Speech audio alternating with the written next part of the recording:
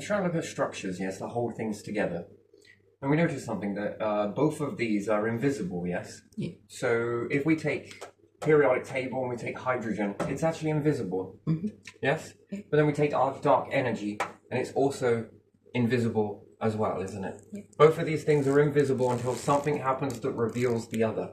So if we start to compress this and it gets hot, which then might start to generate light, it makes this visible. Could you imagine if the universe was, stars didn't produce any light? Would you be able to see the orbits around a black hole? No. Would you even be able to see black holes? That's another thing. But you don't see black holes, you see the effects of the black hole, yes? Indirectly or directly, if there's a quasar and something falls into it. And then we're looking at structures of what makes up humans, and then we're on the atomic level, yes? Yeah. Each of these forces have that can be used together, right? So one likes to come together. So this wants to pull everything in, yes? Also wants to pull it apart, depending on what it is. And this one wants to push everything away. Yes? Yeah. So we look at stars, yes? So we'll take a star and perhaps it's really hot, cooled in the center, and black holes be very cold until you reach the center, which could be heated hydrogen, and this, the reverse of whatever this is, the yin and the yang, yes? Yeah. So we'll say colder core, maybe? Anyway, just bear with me for a bit because I'm on a little mission right now. I'm sitting there writing this out. And this one, heated, yes? Yeah, we'll say that. We'll just go with it. We'll see. So heated core, yes? And then a colder core. Interesting. So the bonds that make up humans, yes? Yeah. So stars like to push one another away, but the center would want to pull things towards it, which then we get orbits, right? And perhaps the star directly can't affect... Everything moves.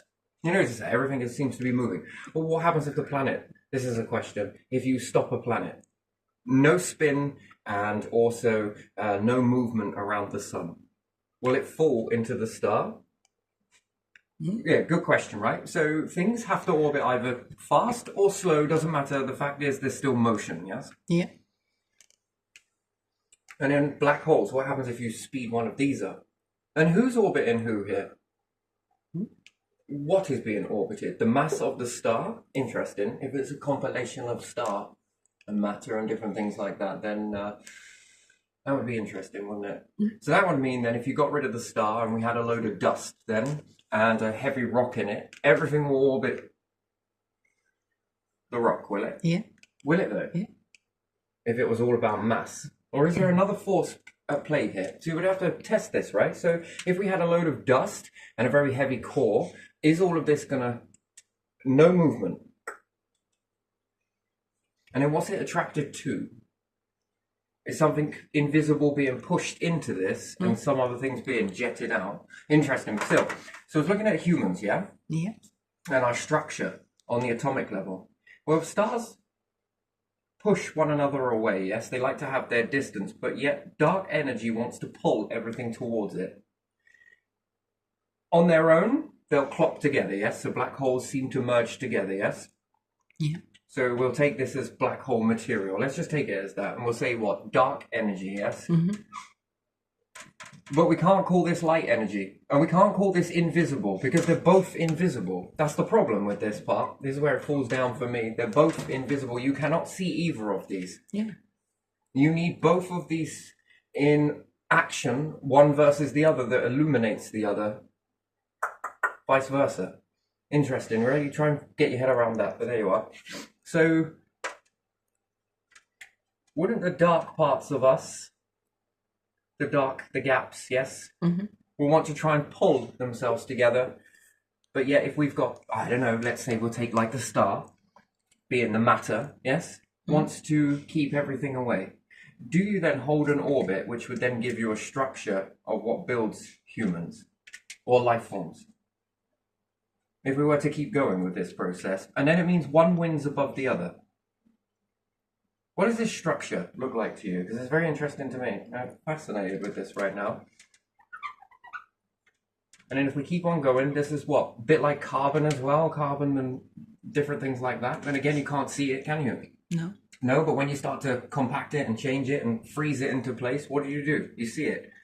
But there again, can you see it? What if there was no light? Would you see it? And that's interesting then, but does it mean that it doesn't exist? Weird, right? So if each one of these structures pushes and pulls the other, can that give you a type of balance temporarily? But there it means one must be more dominant than the other.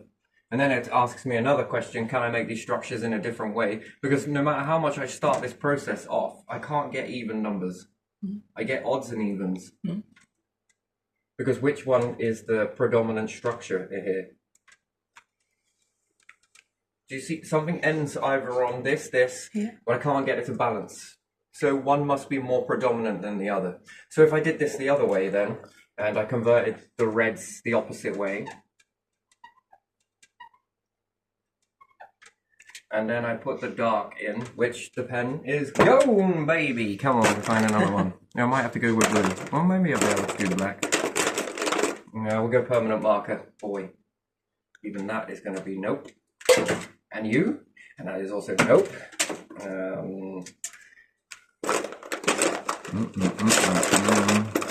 Can we go blue? We might be able to go blue. I need some more pens. Oh, I'll get some more pens. We'll go blue, maybe. Yeah, that'll do.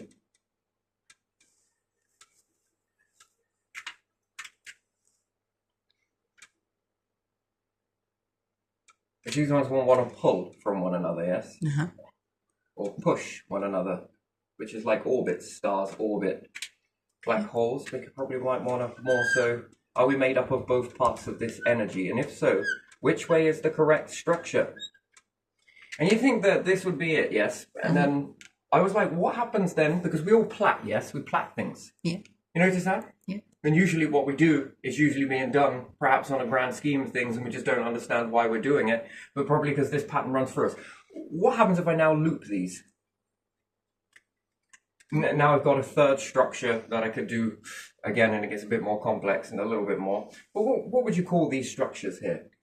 You know, on an atomic level, yes? You understand that? There is something there, and then there's something that we know is there because we can see it, but then there's something there that we can't see. But it looks like there's something there in the structures, yeah? That's interesting. So which way has the more predominant, which is the truest way to draw that? Up to you to decide that. One versus the other, which makes it visible, yes? So when things start to come together, well then stars must be a collection of both of these in order to, and the black holes must be both of these, which technically they are, with a push and a pull effect. Want to push it, want to pull it, want to push it, want to pull it. Stars kind of like everything to be ordered, yes? But there again, so do black holes. So what's driving that? They like to pull everything towards them, but... So they must have something in them that wants to push away. Yeah. That's a very interesting sort of situation. So I don't even know where I'm going with this, but this is just I don't know, just something I'm thinking about a lot. A hell of a lot. It only becomes visible when something happens, yes? When they come together. The gas, you can't see it. In the beginning, you know, there's a big explosion, yes? The WISE map, I think it is, where you see the whole universe looks very hot, yes? Well, I think that would be heated hydrogen from an explosion, technically, and then it all goes invisible for a bit. Because you can't see anything. Why? Because everything that's happened, it then turns into neutral. You can say gas. Yes, you can. So what? We bring the periodic table back down to 1 or 0, depending on which way you want to put that in. So periodic table reverts back to here. Can it go beyond that? I'm going to give it an absolute yes. But here, can it go there? No. It's been tapped to here and to a degree of here. It goes no further than that. Perhaps there are different, I don't know, give or take. Sometimes a little bit more so, sometimes a little bit less, but more of a constant, it's about this. We see this in life as well, right? This strange pattern, right? There's this constant age expectancy, isn't there? And there are some variables thrown into that. Some live a little bit longer and some live a little bit less of that, but mainly most hit this benchmark here, yes? Yeah. So it kind of gives you that 3 ratio. So you've got a variable, a constant, and a variable. So the same with the universe then is structure, overall structure. Perhaps it reaches to one part with a constant. Maybe it's a little bit over, maybe it's a little bit under. What about this one? A little bit over, a little bit under. What do you reckon? Now, you would say that that's it in this ratio, that's where the cycling will continue over and over and over. And there you are. If you're happy with that, then you'll live in that, yes? But any other life forms that are out there, including humanity or anything else, would they want that to continue like that? Or could they do something where they take it beyond that? So we'll take it like this. So from people that live on a constant age, die at this particular ratio, can we excel that past that expectancy and go again and go again?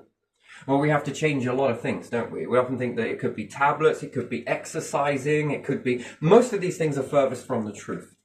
Let's be realistic on that. Some of those things, like for like. You'll say that it slows down the heart eventually if you do constant workout. I don't know. I'm not sure about that. To a degree. I think there are a lot of factors that need to go in order to create you to live longer. One, gravity is a problem. Yes, little bit of gravity now and then, not that bad. Constant amount of gravity, that is too much. But if you accept that, you accept it, then that's your outcome. Because those ingredients go in, all of these ingredients, weather, this, that, blah, blah, blah, houses, blocking off of light, blah, blah, blah, that goes into that. That's all of those ingredients that then give you a calculation that then come out of it that then say that you will live for around this time. Few variables in between that. Pressure, low pressure, high pressure, low pressure. Your body has to deal with that, although we take it for granted, don't we? Because it's all autonomous, right? So the maximum amount of pressure that you get and then the releasing of pressure and pushing on this pressure. The body's got to do something in order to prevent against this. And then all of a sudden it lets go and then it's like, oh, okay then. A bit like leaves have to follow the star. Utilizes a lot of energy in that. And anyway, different pressures, different this, different that. That's an ingredient that goes into it. Gravity, interesting. Do we experience equal amounts of gravity across the whole entire planet? Is it a constant? I don't think it is. No, I honestly don't. We factor in cars into the equation as well. If it goes over a bridge or a particular thing. That's a different type, isn't it? That you're experiencing inertia, yes? Which means increase of gravity and then decrease, increase, decrease. Aeroplanes is another one. What about if you're on a ship?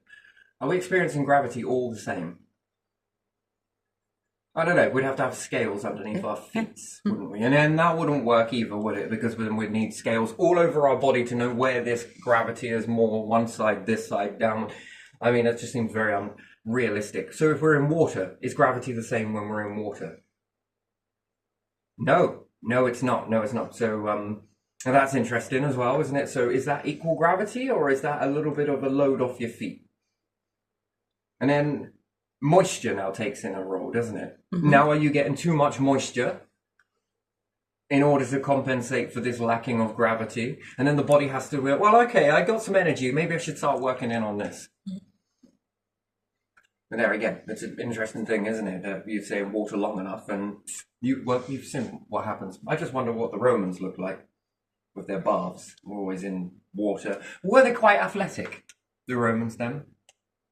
That's a good question. That is a very good question. Their statues were, but if them... Yeah, well, again, we can embellish on statues, can't we? Here, just miss out those imperfections. Yeah, exactly. That's what I'm saying. Anyway, but still, Yeah. But it could be related to being in water, couldn't it? If you're in water, quite a bit. Pirates were often renowned for being quite athletic, to be honest. Interesting, very interesting. So yeah, and I think all of these variables that go into that equation give you an outcome of this is how long you'll live for. I honestly think that. And there again, if you're wading through water, are you increasing gravity? Go deeper down in the water. That's when it starts to turn off then, doesn't it? Think about it. Go dive deep. You're exerting more pressure, atmospheric pressure, which then is what? Gravity? Is it gravity or is it pressure? Or is it a mixture of gravity versus pressure? changing the ingredients in that. Actually, I think if you are experiencing that much pressure for a longer amount of time, you heal quicker. But at what cost? So yeah, I was often looking at those. So if we take a look at space and we go to space, we're taking a load off, right? Mm. And sleeping when we sleep, and the amount of pressure. Do you really think a human body is capable of having that much pressure on certain parts of the body for long periods of time? Yeah, it's interesting, isn't it? That's an impressive amount. So rather than that force being exerted on the bottom of your feet, which by design are meant to, yes, you're spreading the load, but is it really the best way to be? No. I know I wonder about beds if you were suspended, but even still, whatever you're suspended on, yeah, it's interesting. So sleeping in space, how much more better is the quality of rest in space? Do you get more? Do you get less? And then what is that rest? What does that do? More sleep. Do you live longer? Well, you're definitely going to be more happier, aren't you? More happier. Why? Because it's related to that. You feel tired and other things like that. So these are very strange things. That's why most people will try and target your sleep. By the way, if they want to cause a reaction, they start going for your sleep pattern by doing these little things, or perhaps moving you into a situation where it is rough and tumble. They want to go for your sleeping ability. Have you ever noticed that? Yeah. Yeah, there's one thing that when people want to drive you mad, they will try to go for your sleep. Yeah. And in actual fact, depends on how much they go for. I've experienced this for much of my life growing up, by the way. Yeah, a lot of fear, followed by a lot of disruption, followed by a lot of this, and this. Just when we were kids. It's also fair to say that my sister too. So they often go for your sleep, which then exacerbates other situations, which then causes you to have more of a runaway effect. You are then exposed to more stress because you are stressed, or perhaps you're not coherent enough in a lesson somewhere. And then the teachers are getting arsy with you and you're exploding back at them because you haven't rested very well. And they're looking at you like, what's the problem with you? Yes? However, that's right nor wrong. It's something to look into, that this factors into what we call a disruption. And then it's easy. Remember, in this sort of life that we live in, it's full of gaslighting. Nothing's a problem apart from you are the problem. You'll get a lot of this. You'll notice this straight away. As soon as you start rocking the boat, that's what will happen. It all becomes about you, psychologically you, rather than sociology. Things are affecting you this way. Most people don't want to take responsibility for the environment that they have created for people, that they make loads of people live in these types of environments, claim to put these structures in that do fuck all. And these are the individuals then that don't want to take responsibility for their perfect little structure because they're quite happy in the illusion of the structure being the best thing ever. From their perspective, it probably is. From other people's perspective, it probably isn't. And then they'll start talking about you can't please everybody and this, that, and the other. Then step down is another way to say that. Yes? Anyway, still psychological, yes? It's all you problem. Anyway, where are we moving to? Sleep, different things like that. That's another ingredient that goes into it, yes? Which then increases stress, doesn't it? And higher stress levels, I think, perhaps create a bit more of not a good life. So, yeah, interesting. Plus, that's a disruption of sleep that's naturally occurring. Then we've got the stuff that is extra and put into this deliberately or perhaps accidentally. Space seems to be the one that sort of takes this stress off naturally. That's the thing. You don't need these structures to sort it out. You're in a vacuum. Do sound travel very well in a vacuum? Trick question, because I think if there's too much pressure, I think sound is impacted. And I think with not enough pressure, also sound is impacted. Depends on how your ears are tuned into that. So I think too much pressure, and I think it becomes hard to... What about on an aeroplane? They pressurize the cabin, yes? Yeah. And a lack of pressure in your ears perhaps pop. And then when you land on the aeroplane, what happens? Do you also hear that in your ears? Yeah. See, the too much pressure, not enough pressure, trying to mimic pressure and perhaps will overdose it with pressure already shows you that your organs, even on your ears, begin to have an effect that is quite a lot. And then perhaps the body has to work even harder, and even harder working, therefore, starts depleting your life force. That's an interesting thing, isn't it? Do you ever think so? Yeah, so with a lot of these different things, this is what I'm looking at. It doesn't matter. It is what it is.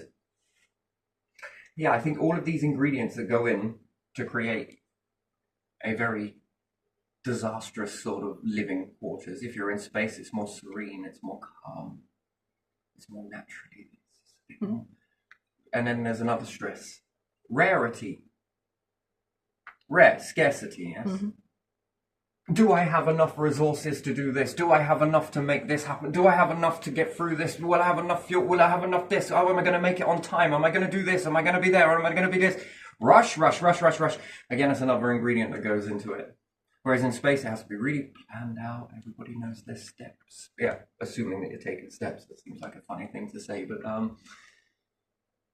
it's all choreographed. It's all, everybody knows what they're doing. Oh, is there abundance? There is a shit ton of abundance. Sleeping quality increases. The lack of pressure in the environment begins to stabilize. Are you receiving more sunlight? The right light. If we pollute something, it's wonderful, isn't it, that we can't see it? That's the thing, you just cannot see it, can you? You see its effects of pollution, though, don't you? But do you see pollution directly? No, we see its effects. And those effects then have a knock-on effect that then start to bring it in the visible spectrum. Perhaps if, I don't know, wildlife starts to die, trees start to die, then this creates planetary stress, which life stress, actually, because all the things are relying on a balance. One thing knocks, another thing knocks, then this causes more of the, let's say, nature to start falling down, dying. If this lands in water, that's increasing methane. If methane is increasing, the oxygen levels perhaps are not great. That now starts killing that life inside there.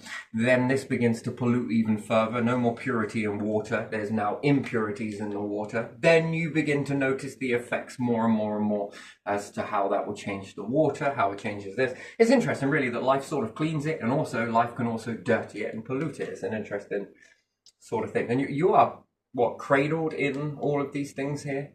In this globe being stress-free, yes? Could you imagine if you stress all of the animals on the planet and nature? Yeah. Well, we know in our bodies that if we get stressed out, what sort of chemicals do we start releasing? Cortisol, yes? Stress hormones and all of this, and it's very addictive. It's interesting, really, isn't it? I don't know about that. And then if you're happier and you're this and you're that, you start releasing more, kind of converts into endorphin ratio, yes? Goes off that way, it's more happier. What happens if it happened to the planet? Do the plants start leaking out a different type of chemical? Is it possible? Or is it just those two chemicals and just humans are different?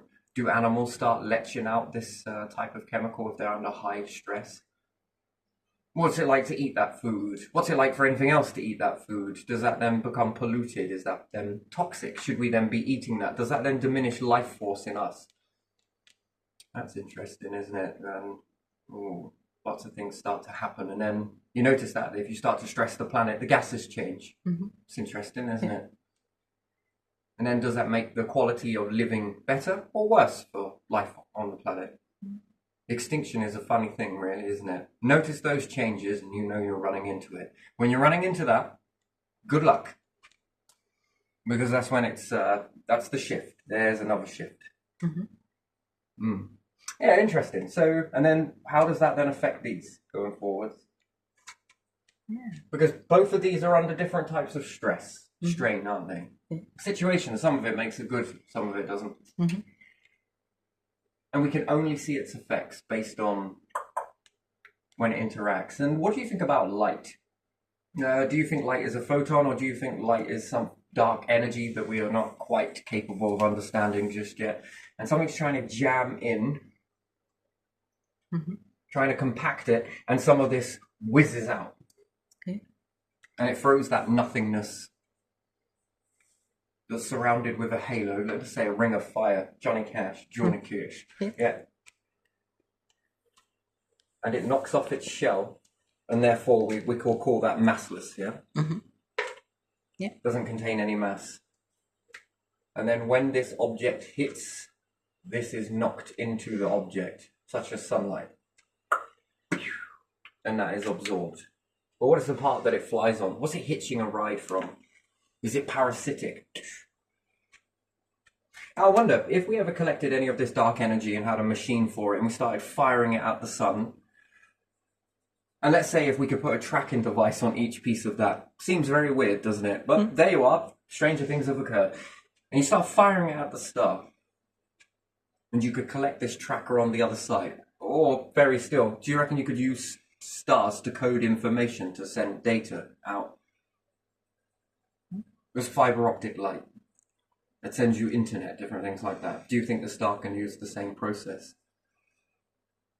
Do you reckon you can etch some information onto the light and throw it out? That's interesting, isn't it? Yeah. Are we already doing it when it hits the...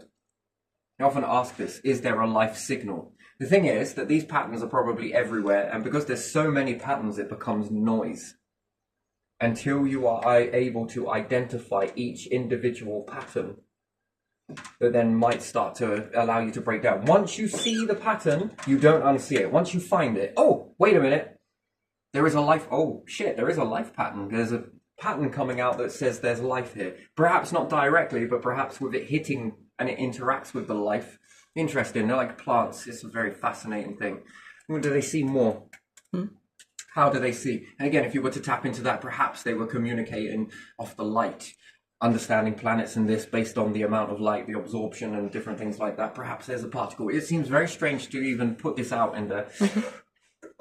But when it interacts with you. And remember, everything on the Earth, pretty much, is being sent out into space. Although we think it's blue hue and it's all so small and everything else, Yeah, a lot of small things come together and you look for them, don't you? Such as atoms. Could you imagine enhancing that technology? That would be very interesting, wouldn't it? And telescopes as well. High impactful telescopes. Lens. Any intelligent life would already understand lenses.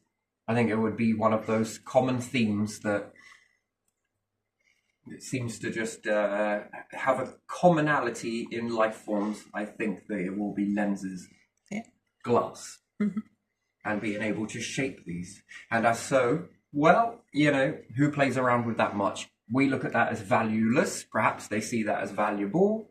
Well, it's just fucking sand. Yes, but this sand could do... Nah, it's just sand. You know, it's abundant. It's crap. You've seen this gold? Yeah.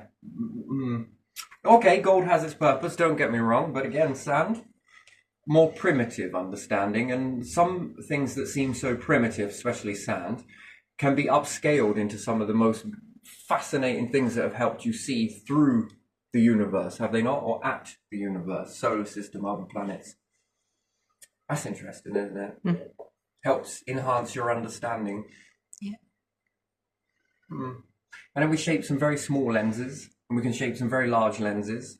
What happens if you convert a whole planet of sand into massive telescope? Yeah, we're talking about how big is the planet, yeah? And it's all, maybe, perhaps not, but, you know, what if you made a telescope that was very big? What more could you see? And how easy is that to achieve? That's the next question. How much more clearer can that be? And perhaps not to you, but who knows? It all depends on how you work this, isn't it? Which way you go. As opposed to here, they were building pyramids and mine temples and different things. Well, let's assume that some other life forms were a little bit more ahead with that. And rather than building temples and different things on a planet that destroys them after time, you've got more chance of it surviving in space. Why? Because you've removed all of the ingredients, the weather, the erosion, the volcanicity, all of that sort of shite. You stripped away all of that. And you build it in space, how much more longer will it last? It's got more chance of lasting longer, despite micrometeorites, despite this. But yeah, the Earth has to cope with meteorites as well, and how much stuff has ever been lost in a meteorite. Well, we ask that. How many life forms have been extinct due to meteorites? That's quite a lot, yeah? That's an interesting amount. But sure, if you were to build these monuments in space, which ones will last longer? Again, it's all about longevity, isn't it? Especially with the hunter-gatherers, if we look at that, they're all about preserving everything, making things last for as long as possible. I mean, carving bone into sewing needles, that's fucking something. Longevity, make it last longer, make it more stronger. Space. Any of them ever go? That's an interesting question. So yeah, if you make a telescope as big as that, on the most primitive, useless, apparently substance ever, and you begin to shape lenses and you use the star to shape these, how much more pure could you reckon you could get that? There's no bubbles in it, is there? And then it's about how pure you can get it. Yeah. Because if there are defects inside the glass, that poses a problem, doesn't it? And there's vibration. Vibration in lens making. So are we making lenses correctly, or are we making them on Earth? I often wonder this. If NASA had a lens making facility in the International Space Station, how much more better would those pieces of glass be without the vibration? If some of the slightest things to build those lenses require that even if lorries going past on a road many miles away can damage the lens, the outcome of the lens quality, what happens if you build that in space? Without that vibration? And then another question, we're talking space near the sun. What happens if you build that outside the heliopause? What happens if you take a telescope beyond the heliopause and then look out?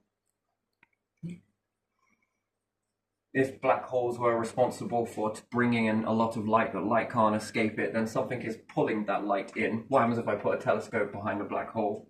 Behind the telescope? Is it going to pull? And that's if they pull, light's traveling, but I don't know, gravitational influence, right? And light seems to abide by it, especially if you have an eclipse, yes, and the light comes around objects. That's interesting. Stars behind the star, or the sun, a big bright thing. If you have an eclipse, you can see stars on the surface of the moon, but they're not. It's because of the...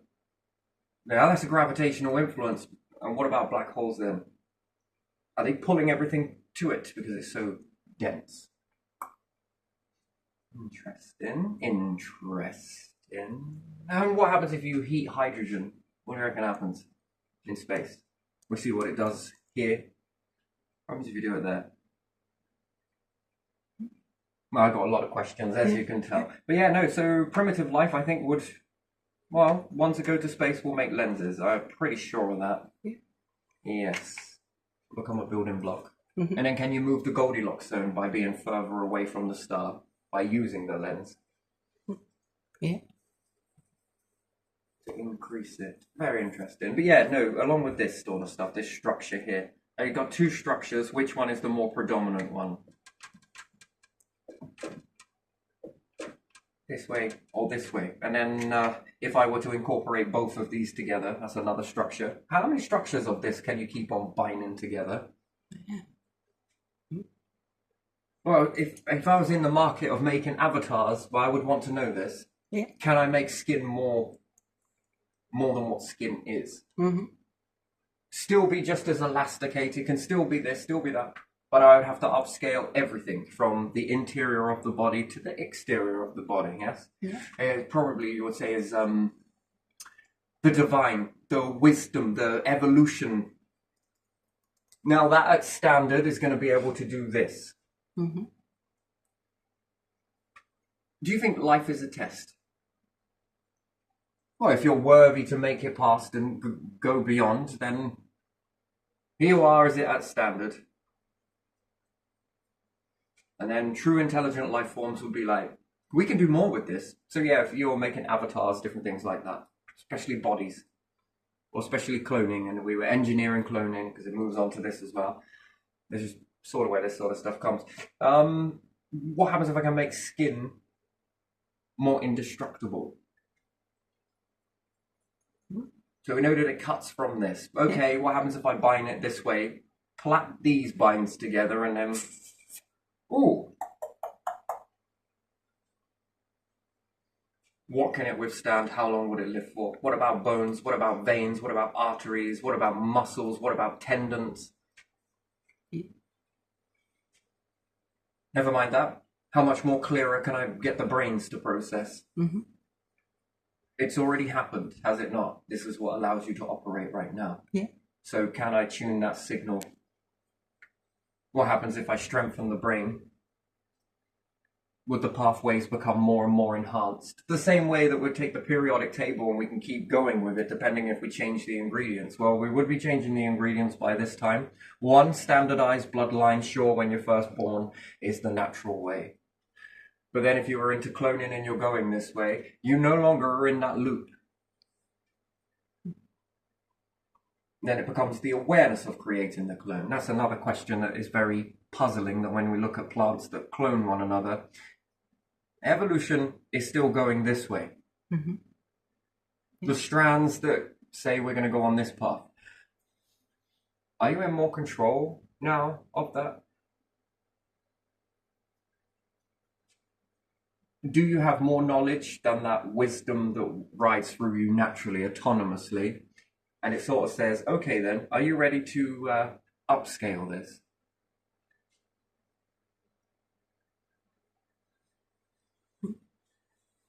So we could look at it as plants for one way, that they could make, I don't know, standardized bunch of flowers. Yeah. Nice, wonderful. But then they start to clone, and a bit more controlled cloning, they're now making more flowers.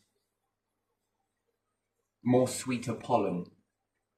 It's probably doing this naturally anyway, one way, in order to keep something coming. They don't actually have to. But then going this way, could you make a more of a resilient flower? But it lasts the whole of summer, and it then moves away from this is being pollinated, but now it's making seed production, which then can generate more seeds, more seeds, more growth, more life form, more this, more attraction, more keeping things around you. But if it's for a human standpoint, how do you engineer better organs? Well, you'd keep growing the clone until you could compress it enough, but it was still functionable. But then if we upgraded the skin, we upgraded the bones, we upgraded the brain, the eyes, everything, would we see aging diminish? Well, I know that I could stop aging with this process. Absolutely, because you're strengthening it. And the more you're strengthening it, the more you're understanding. And the more you're understanding, the more you're bonding, the more you're doing this, the more you're then, you're not just fighting against gravity these times now. No. Could you make, rather than need a spacesuit, create a skin that was much more like it? Yeah. Can you become space vessels? Because, I mean, that's the holy grails, that, isn't it? To be nigh on indestructible. Okay, what happens? Well, when we go out in space, this happens. Should we just put a suit on it? That's a good way to start. But then if you started cloning, would you ever think that anyone would ever engineer it specifically for that?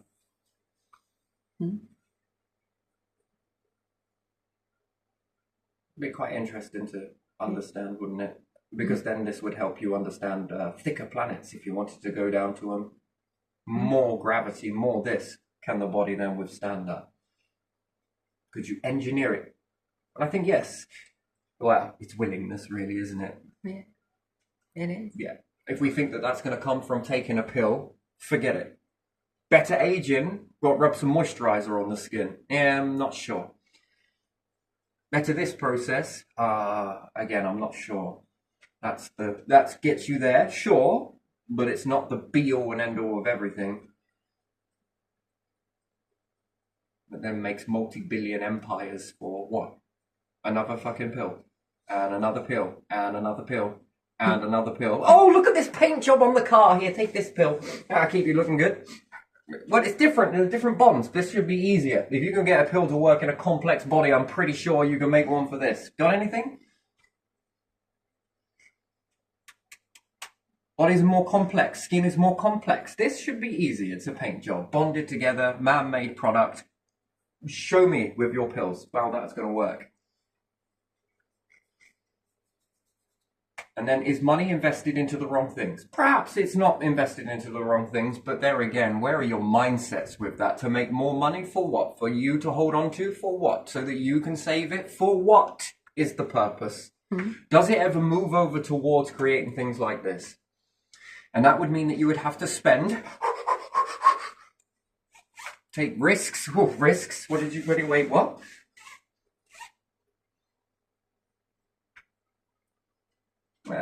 Cloning, beautiful thing, really, isn't it? I think it gets easier the more you settle with it. I think it sounds like it isn't, you know.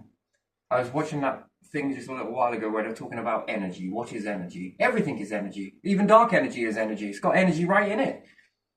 You've just got a standard energy at this level, this ratio, these atoms, these blah, blah, blah, blah. That is energy.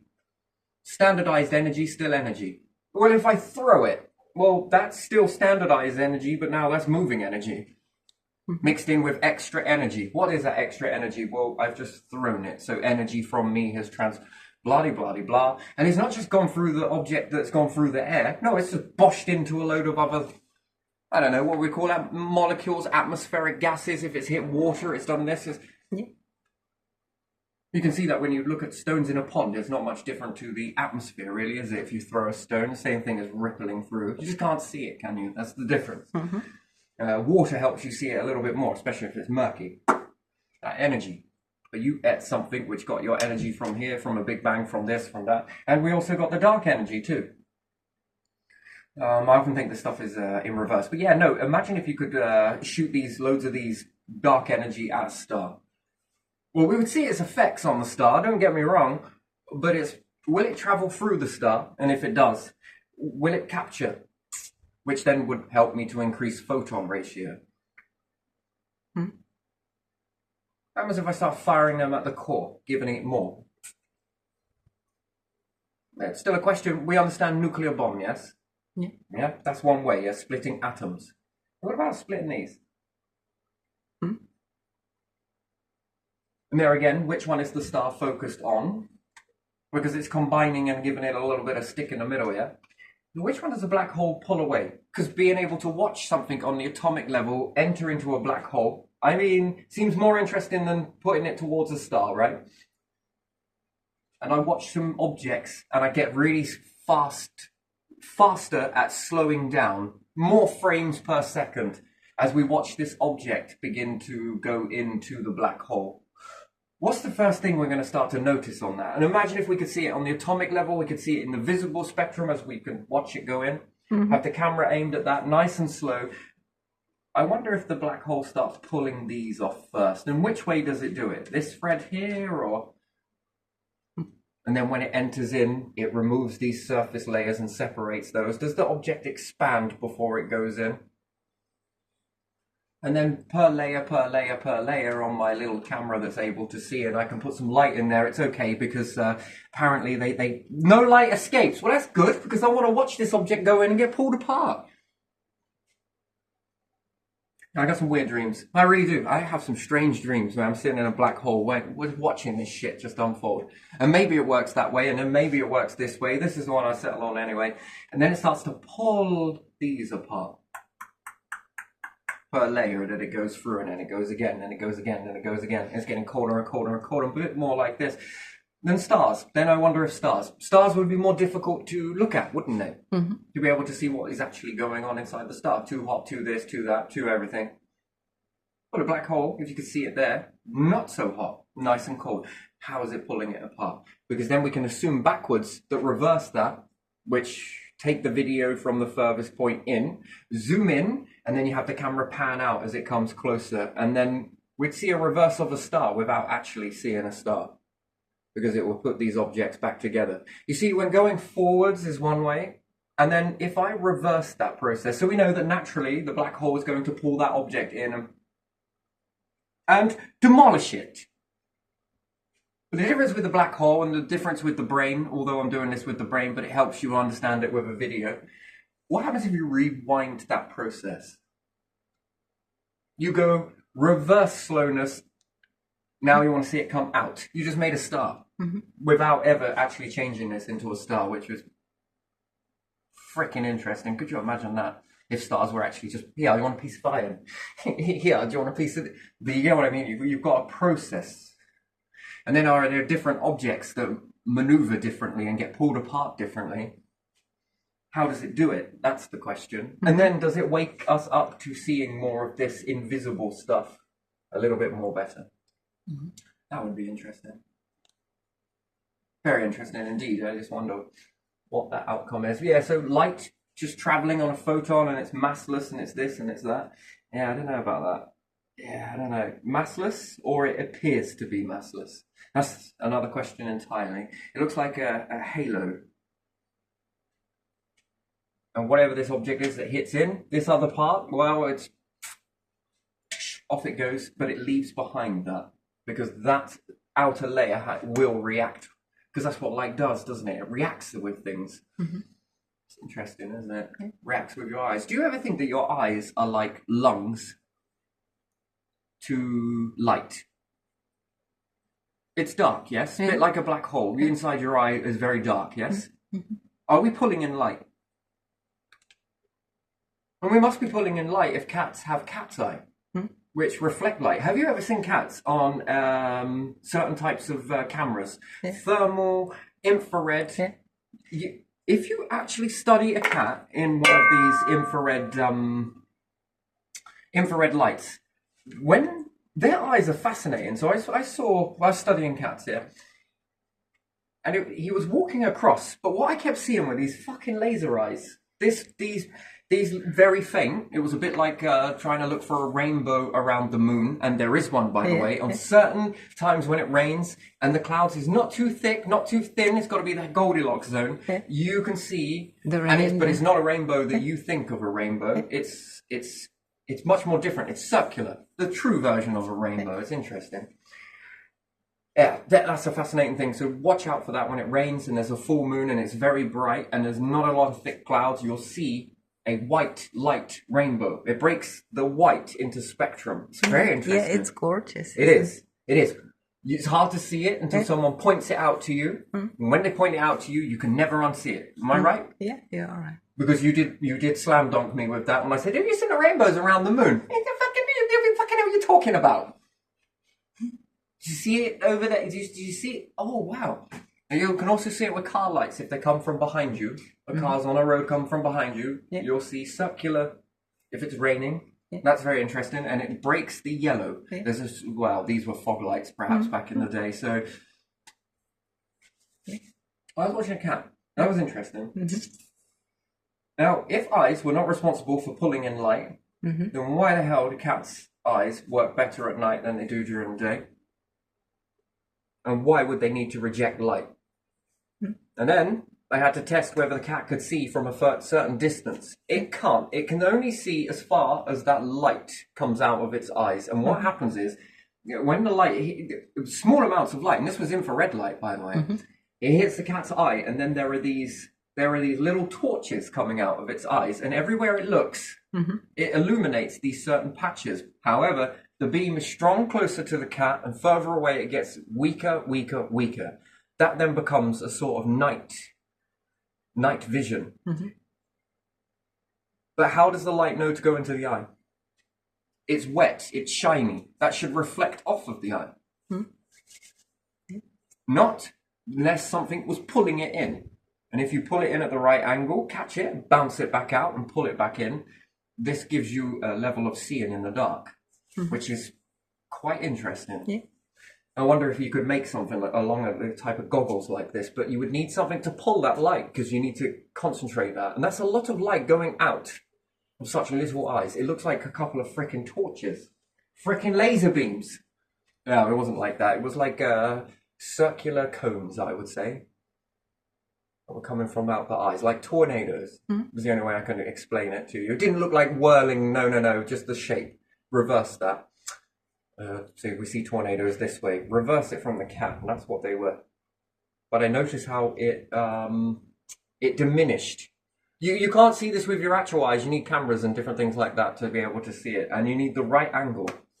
And you need the right sort of light, moon light, or you need the right sort of star light, or it's not too overcast. Yeah. Minimal light in the distance, and this increases. But how can you get that much intensity of light coming out of the eyes from a cat? Yeah. Because it was more lighter than the rest of the picture. So how is that more brighter than the rest of the picture if there's nothing pulling that light in? So do you think your eyes are like made up of somewhat black hole material? And if you have blood vessels in there, are you not experiencing a larger amount of photon ratio into the blood? Which I might add, and I might add it very gently. Why do you put UV lights inside fish tanks? In the filters? It's in order to get rid of bacteria. It's a way of keeping things. So do you think that the eyes with the blood vessels is all by accident and that's just to let you see? Or do you think the blood vessels in there are exposed to sunlight at the right ratio? And at the right ratio, it's got to travel through all of that goo and everything else, which is a lens. And therefore, do we have a spectrum base? So we know that we take I forget what they're called now, a prism. Yeah. Are our eyes trained like a prism? Mm-hmm. To only allow certain light in to this part to be exposed to the blood vessels that are in there. And it seems very small, but it's a bit like breathing though, isn't it? Day-night cycle. And also with moonlight too. That's interesting. I just wonder what happens to eyes and different things like that if you didn't have a moon. And the moon keeps you awake, doesn't it? Everyone says that people get crazy in a full moon. Now, is that because of the blue light?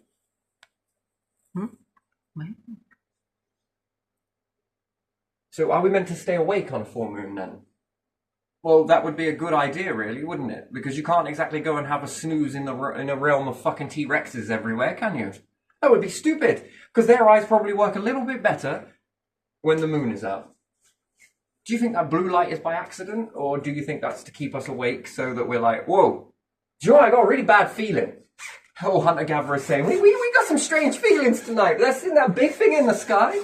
Yeah, it's a good job that they were a little bit paranoid and hesitant like that because it probably kept them awake, or they would lightly rest because of this feeling. Yeah, but what's the one thing that you can do with that light? Well, you can hunt. And if you're on a menu, well, guess what can eat you? So isn't it better that you probably do stay awake on this? Because you're now more visible to things that you are usually invisible to. Yeah. You think that you would have more of this hesitancy and weird behavior when it was more darker. But you don't. It's less. Yeah. It's actually less. You're more likely to get it when there's a full moon. And that's so entrenched into our psyche. It's unbelievable. And most animals are like it too as well. And they're more active. And the funny thing is that when I saw these cat's eyes like fucking lasering, he would hunt more under full moons. A lot more. But when it was really dark, nah.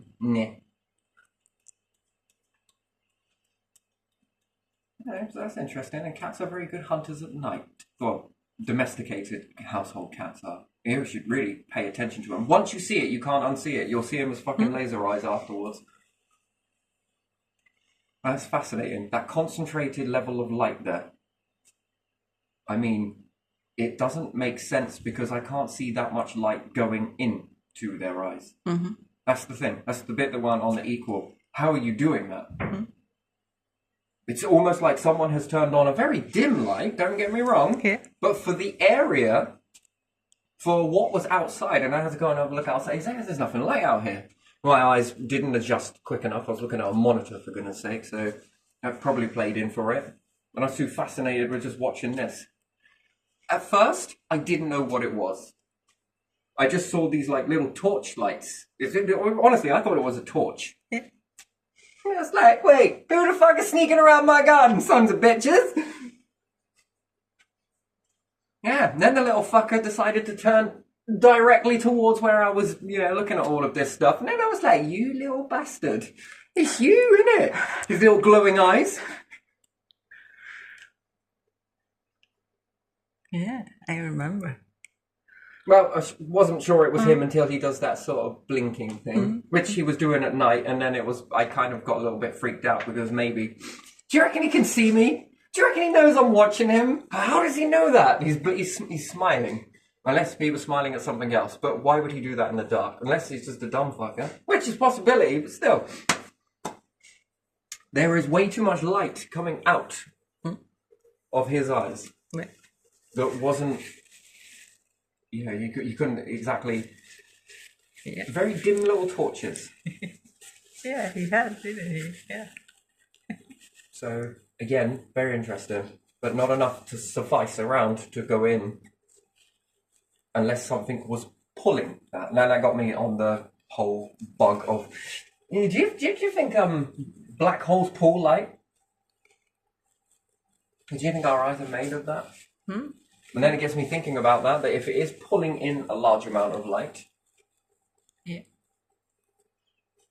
plus the vessels that are in there, the blood vessels, do you think that cleans the blood?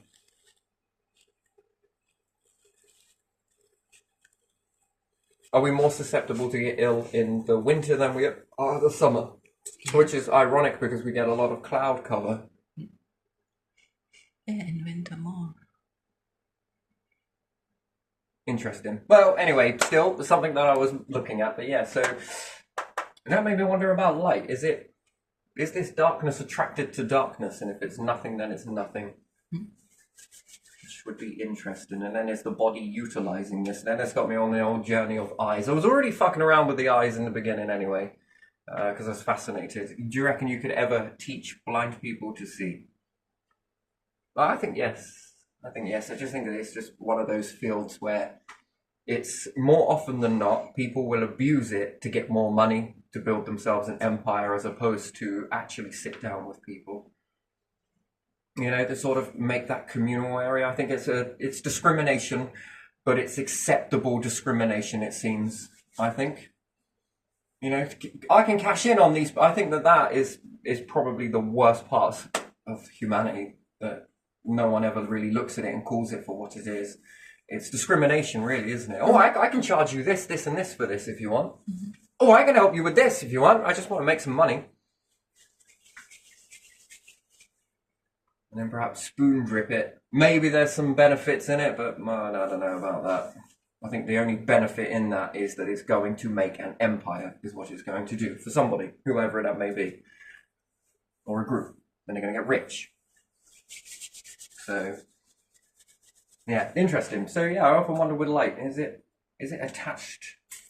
It was something that was meant to crush together and bond like this, but one of those bonds went pew! Because that's what the star is doing, is it not? Crushing this stuff together. Mm. And they seem to be hungry all the time, whereas black holes seem to be selective grazers, now and then. I dare say that in a few, I don't know, God knows how long, we will start to see the waking up of black holes. I think they start to bring in the next layer. We start on the outer edge of the galaxy, and because it lives longer than we can even perceive, yes? Yeah. Then, I don't know if this one will work. It does! Fucking hell, I didn't even know that was going to do it. Let's say we're on the suburbs, yes? Yeah. No, I think things move in, and it knocks out, and we all move down one. Mm-hmm. And then we move down one, and we move down one, and I think it feeds. But I think it feeds at a certain... that's why it likes to find other... They're sharing food. These seem to be sharing food is when they merge together, and then Andromeda's on its way with the Milky Way. When they merge together, they get to feed, and plus there's more of what they've collected. Yeah. And they can eat, or we'll say defuse. It's still eating nonetheless. They seem to merge to one another, and I think they also use stars that orbit around. Mm-hmm. I think it's just toying with it to get movement, or perhaps to alter it, shift its direction. Also fall into this gravitational pull. Well, yeah, what are they sucking up? Do you think they're eating this dark energy as they're traveling? I like these 0 calories, but I'm going to have to start eating some mass soon. Oh, lovely. It's like a Sunday dinner, isn't it? The meat is the star and the planets, and, you know, the veg is sort of like the dark nothingness. And is that why when we go outside of the planet, space, it just wants to, it's pulling everything, isn't it? First, it starts by, that's a percentage of it. We're already in it. Where's the atmosphere of the black hole? I think it's everywhere. Mm-hmm. Because we're not out of that, are we? Could you imagine going even further out? And God knows what it must be more closer to the mouth. It must be stronger pull.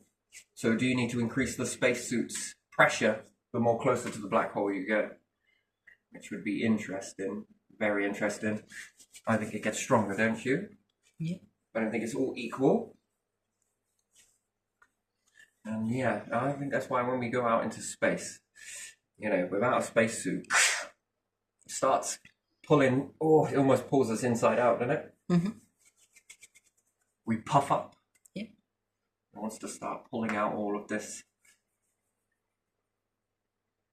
The bigger the object, the bigger the protection from it, I think. Yeah, give or take. And the more pressure. So we're tuned to that level of pressure, which then gets me wondering about skin and other things. So what could we do? And then if we were to enhance all of this capability, which you would understand it for cloning. Yeah. You'd be a fool not to ask that question, wouldn't you? Mm-hmm. You're already doing it with robots, aren't you? How can I make this indestructible? Well, I suppose it paves the way, but sooner or later it will turn into cloning. And then once it's into cloning, it's then engineered cloning. Well, to say it, this is just more teaching, really. I guess perhaps just makes you think about things. That's all it is, really. Yeah. And once you've done this and do that and move down this road, it all sounds so easy because you say it all in one sort of video, perhaps over a course of a few videos. But to actually do that is many years worth of traveling this way, that way, and this way into that. And then when you begin to do it, you'll begin to start to work it out. That's the way it usually could go. Could go. Doesn't have to. Yeah. Other life forms too. Do you ever think that this wisdom dots from life forms to life forms? And at the end of the day, it doesn't really matter whether you do or you don't. It's looking for the ones that do. And then that becomes a variable then, doesn't it? You'll have all of the rest that act in a certain way, and then a few of them that will do the unexpected. Yeah. That would be a variable, and then you would lean into that and be like, ooh. Ooh. Yeah. So, you know, the teaching can always be... That's the strangest thing about all of that. Could you ever imagine that? That any life forms, and we're talking about the intelligent life forms, and any that rise up to be intelligent, if you tell them all the same story, which ones out of it will do it? And which ones will do it for a species, which ones will do it individually, which ones will do it for... And which ones won't do it at all? Hello, little pussycat. Did you know you can clone? Yes, you can, you little fucker. Fuck you. I simply don't give a shit. All right, then. But that's not fair to really say. If they were opened and unlocked, they probably would. Maybe they would do it better. Some life forms, I mean, if you look on the planet already, how many different variations of life do you have? Yeah.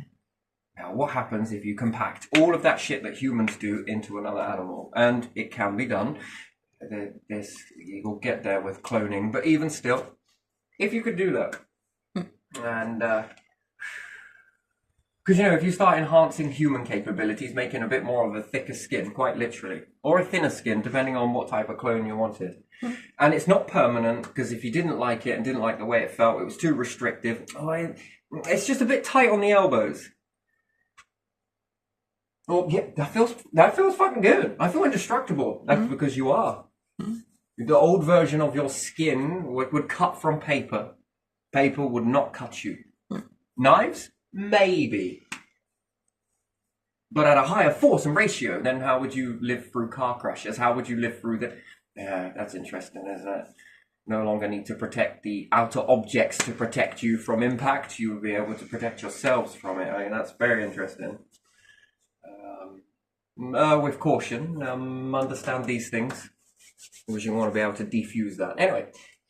But could you imagine then after that you could then begin to upgrade the brain, the pathways get more clearer, there's a bit more engineering done in that, which would be independent engineering. If you all learn how to clone and play around with the technology, you can enhance your mindset a little bit more or decrease it, perhaps. The pathways that run a bit more better.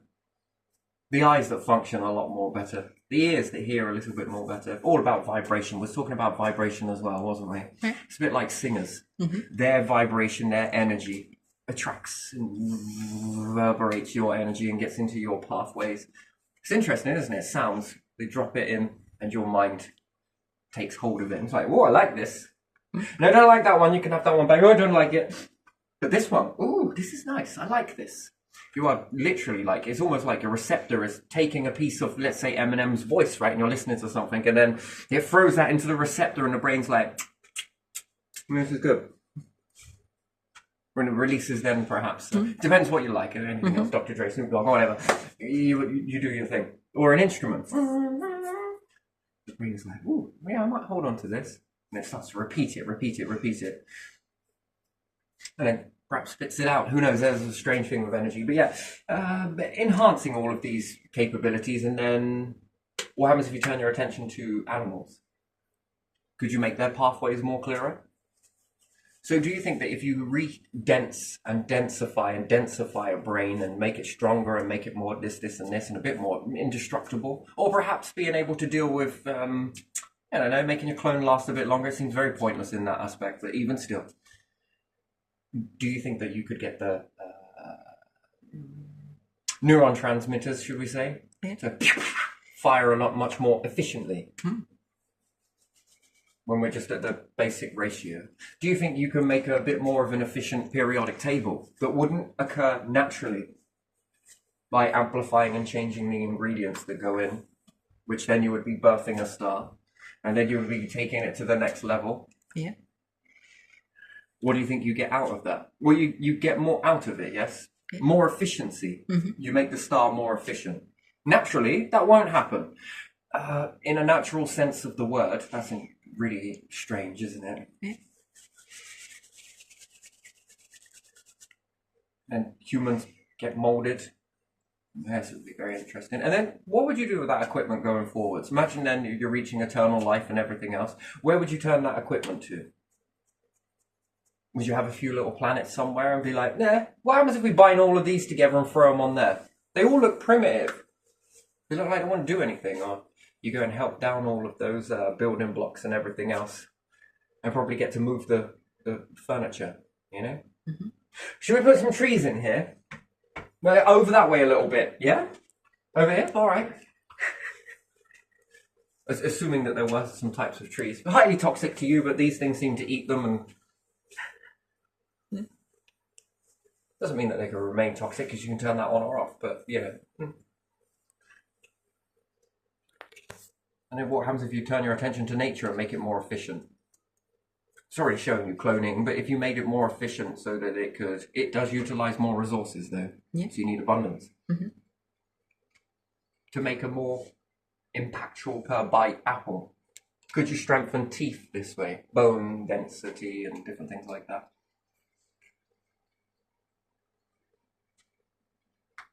Yeah, it's like fusing, isn't it? Fusing humans perhaps later on, that makes you more compact, more dense. Yeah. Usually people use dense in a negative way, don't they? Oh God, you're dense. Yes, I am. What happens if I were to condense me even more so? Hang on a minute. Well, I was calling you dense. Yes, but I was wondering if you densify something. What is it? How does it? You add more of what you are, yes? Which then makes a more of an efficient kidney, more of an efficient liver, more of an efficient stomach, more of an efficient brain, more of an efficient eye, ear, nose, mouth, taste buds, muscles, skin, capillary action, self-healing. Oh, yeah, I say self-healing. We are already self-healing, but in an instant. You know the process. Well, why does this take so long to clot? Is there a way that we can make that so that clots better? Well, the more efficient it was, wouldn't it be able to do that naturally? Be able to heal a little bit more faster. Yeah, interesting. Change the ingredients, right? You've got standard ingredients go into life. You've got standard ingredients go into the universe. What happens if you shift the standards? But yeah, no, still with this, the energy. I'm fascinated with it. Which way is it? And then there was the experiment I did with the light and the dark. and it was almost like the light was coming out and entering into the darkness, which was an interesting. It looked like wood grain. Do you remember that? I got that, kept that picture for a while. There was something very bizarre going on there. There was like a rainbow light coming off of the intensity of the light went into like a prism, but it also went into a prism into the darkness too, which then give me an understanding. I think they're onion layers based on that, and it looked a bit like wood grain, really much like wood grain in itself, really, to be fair. Fascinating. Not quite, but similar. So yeah, taking something, putting it into a black hole and watching it pull apart, pull away the threads, watching it from the atomic, the visible, any other spectrum, multi-fucking cameras on there. And you watched it that way, and if you reverse the process, have you already then seen how stars work? But perhaps in a reverse format, and perhaps not in an instant as that. Well, that would be interesting. What do you reckon happens in the black hole? Do you think that would be something that you would want to see? Yeah. See the way that they're all on the atomic level? It seems impossible to do it with a star at the moment, right? Too hot, too bright, too this, too that, too everything. And it seems to happen not very quickly. Over a longer course of time, yes, but this one, I think it's more faster. You know, how long does it take to create a star? X amount of years. How long does it take for a black hole to swallow one and devour it? It doesn't take very long.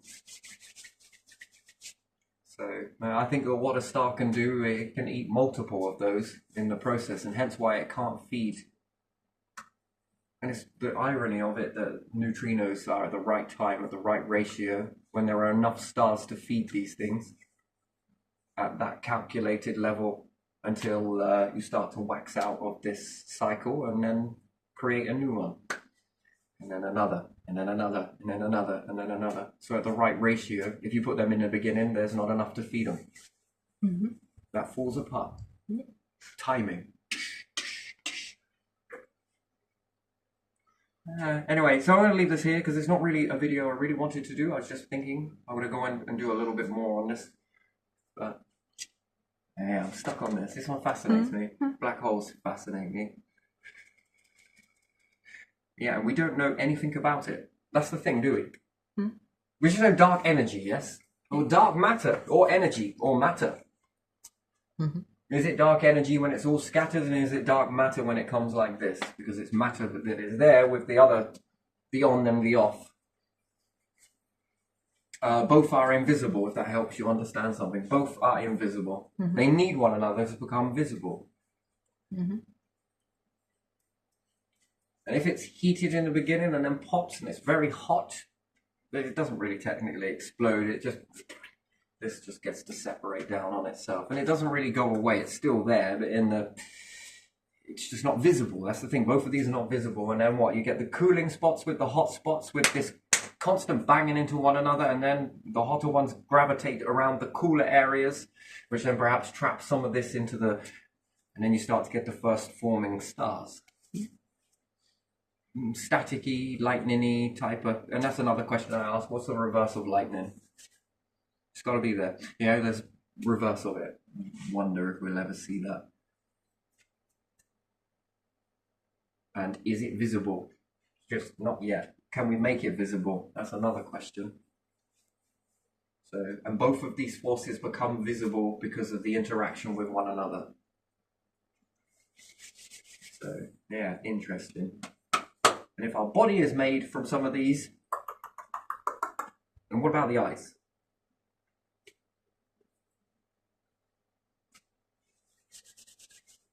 Do you think they pull it in?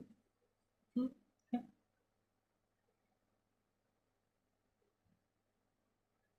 Interesting. It makes you wonder about sounds then. Do you think our ears play a dense wave? I don't know. Well, you're born into it, so can you really hear it? That's the next question. If you hear a constant sound, experiments can be conducted in this way, but again, depends on where you find that experiment to be done. It's an interesting thing. If you play a sound and something is born into those sounds, they don't register it. It's almost like it's not there. Turn it off and they'll know something's missing. And that then becomes more noisier to them than the sound itself. And that is a fascinating experiment, that is. That when you turn off the noise, they miss it. So that's kind of weird. Whether I know whether they're hearing it or not, but it seems to glitch out. So if we're playing a dense wave, is that how sounds find the densest object in, let's say, emptiness, you know? It appears empty. It's not really technically though, is it? But still, it finds its way to the ears. So do you think if your ears play a high, they're creating a dense sound? Okay. Then that means that only certain sounds are going to be attracted more to that. Some sounds perhaps just not. Some, yes, reverberate the eardrum, but it's still something. So the planet gives out a frequency. We have sounds here, don't we? Vibrations here. But we don't notice them. We don't notice the rotation of the planet. Certain astronauts that come back from being in space for long periods of time seem to fucking notice it. And we say, well, that's because they've been in space for so long. I don't know. You remind me of like what it was like to watch my kids grow up. You know, and they're sort of starting to get to grips with this thing called gravity again. Cool. Interesting. Is it because they've been in 0G? And then if you're in a womb, are you in sort of this 0G, which is in liquid, which is close to being in space, isn't it? Yeah. I think, give or take, I think it's like... you are floating, so like in a space. So being inside a womb of liquids is mimicking space. Yeah. That's interesting. Until you are big to be born, then you are no longer floating, but before that, you float.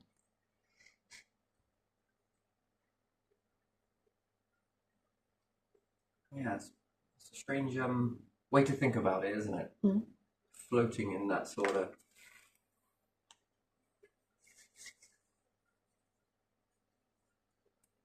Weird. The hell is that inside there? And then it smacks you back. What the fuck was that? Like if you are twins or that sort of thing, or perhaps just pulling on some of this. What the hell is this? Interesting. But yeah, the astronauts remind me of that. It's like being born again, isn't it? Mm. Yeah.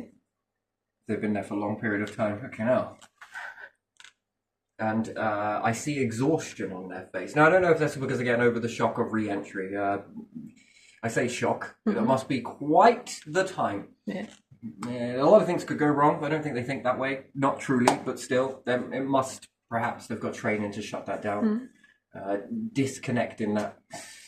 And then when they hit the ground, I notice the exhaustion straight away. They go very pale. Almost...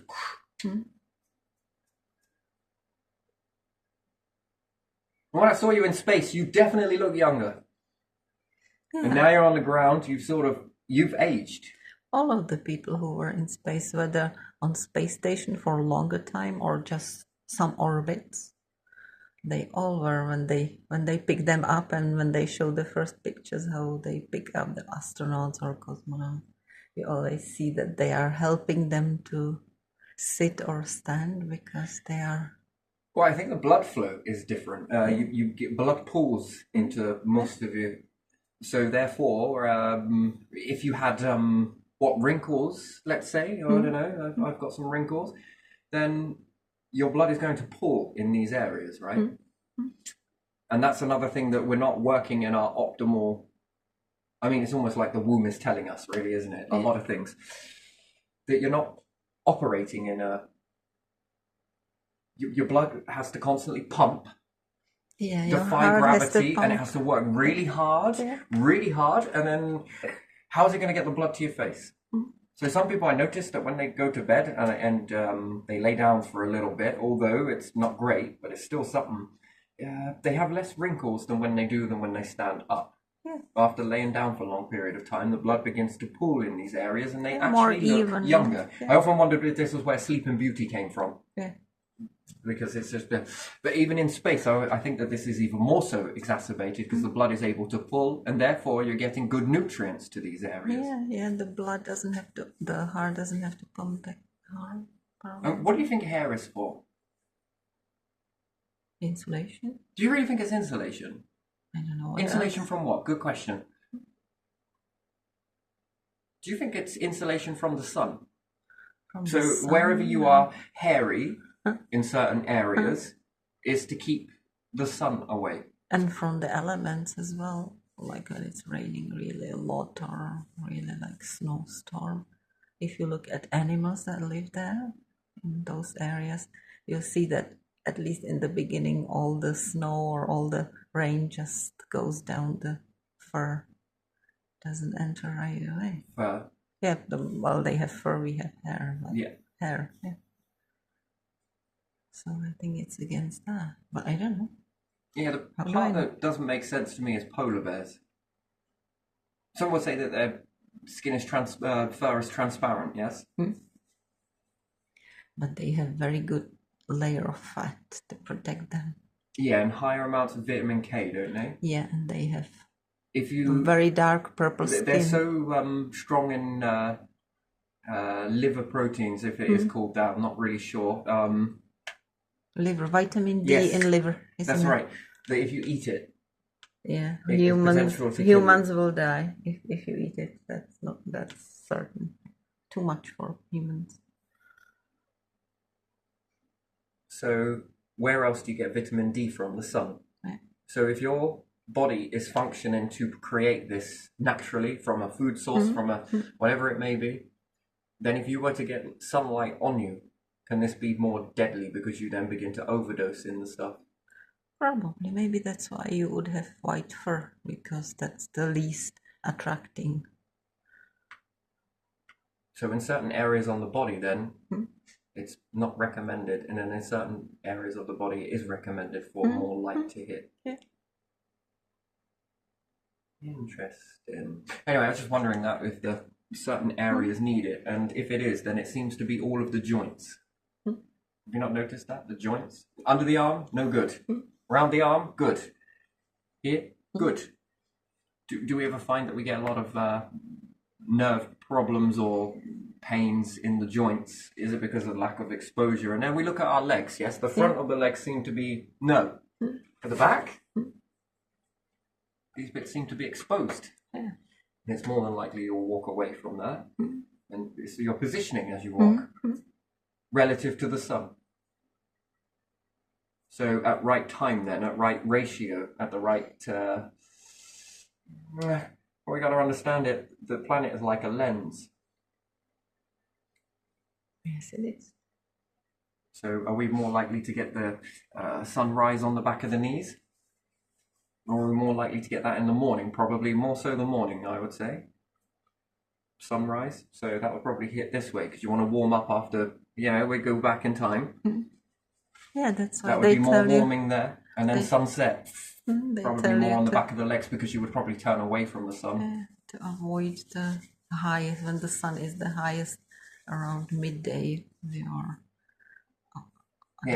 most tribes, I think, and most people tend to turn their backs to the sun. Common place for sunburn is shoulders, isn't it? And back. Yeah. So in the morning, everyone faces it.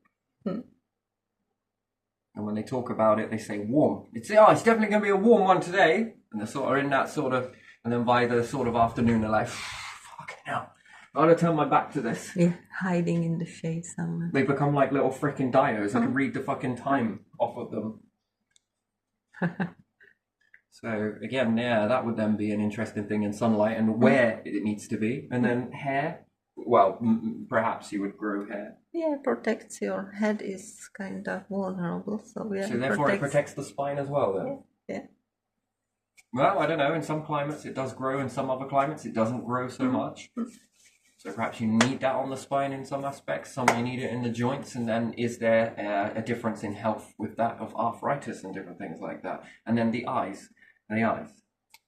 you'll definitely watch a sunrise and a sunset. So that's a lot of red light then, isn't it? Yeah. Into the eyes, which red things seem to be really good for your blood. Red wine's good for your blood. I don't know if that's really true. Red cabbage is good for you. Beetroot, why? Because it's red, it's good for the blood. So what about red light? Sunset, sunrise. Yeah, we I don't know about watch that. it. Well, it's like red light hitting into red vessels in perhaps eye. What does that do? It has some effect. Yeah, but why in the eyes? Why so close there? What's that for? The brain? It could be just a warning. Sun is rising or sun is setting. That's why it has different color, and you see. You know. Yeah, what is it? What is it? What does it do to the brain? Obviously, these are very close to the...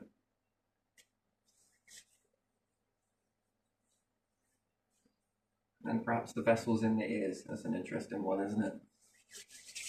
Yeah. So yeah, anyway, whether that is any relevant, I was listening to something else with that a few days ago, actually, and it was kind of fascinating. It got me thinking about that, because why do we have hair in certain... Yeah. It's not good for this bit, but in here, yes, loads, please.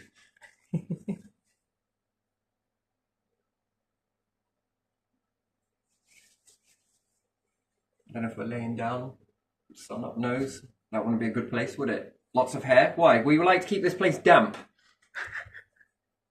Have you seen the bogies we're making up here? We don't need light for that. We're kind of, too much loss of moisture in that area. What about under the armpits? No, don't like that. Yeah, more than meets the eye with hair, really, doesn't it? Interesting. Anyway, right, let's leave this one here. So, yeah, that's pretty much it.